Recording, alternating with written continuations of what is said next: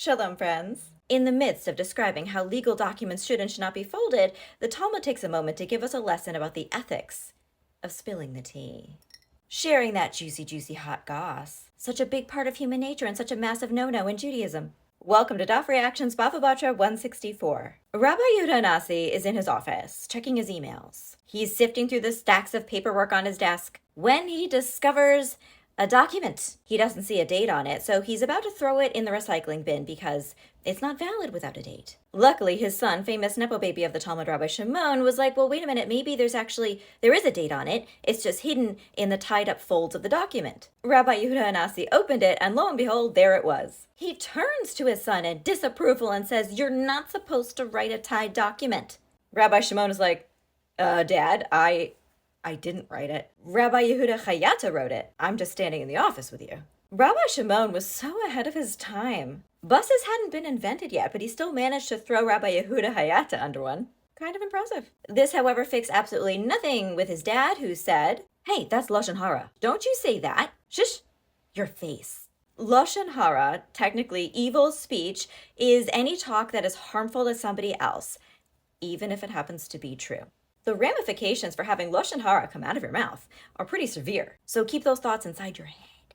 However, gossip is so appealing to us as humans that when I was in religious school, there was this saying that used to go, Lashon Hara lamed hey, tell it to me anyway. What can I say? From the sages of ancient Babylonia to teenage girls in Longmeadow, Massachusetts, people love to run their mouths. Now, Rabbi Yehuda Hanasi had been upset that his son was talking shit about Rabbi Yehuda Hayata. Look, I know there's a lot of Yehudas in the story, and that's confusing, but on the other hand, it could be worse because there could be a lot more. Then we get to the second part of the story. On another occasion, Rabbi Shimon was sitting with his dad, and he was reading from a book of Tehillim, Psalms. But since, like the bus, the printing press hadn't been invented yet, it was handwritten. Rabbi Yehuda Hanasi says to Rabbi Shimon, that is some lovely handwriting, so clear and neat. What font is that? And Rabbi Shimon says, oh, I can't take credit for this. Rabbi Yehuda Hayata was the scribe. He's the one who deserves any praise. Like, mad props to him. And Rabbi Yehuda Hanasi replies,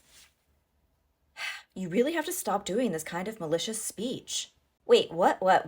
You might be thinking to yourself, and, that's fair. 'Twas a compliment this time, giving credit where credit is due. Obviously, Rabbi Yehuda Hayata had been taking calligraphy classes, and frankly, he was crushing it. You might be puzzled, but don't worry, so was the Gemara, which says, hang on, Talmud time out. The first time, yeah, that's fair. That was Lashon Hara, not arguing with that one. But in this case, is the malicious speech in the room with us right now? Rav Dimi taught that you shouldn't even praise people because a hater might hear that, get triggered, and then hustle on over to be like, well, actually, and then launch right into a whole diatribe of Lashon Hara against that very same person. I'd love to be able to say, well, that's ridiculous. That doesn't happen.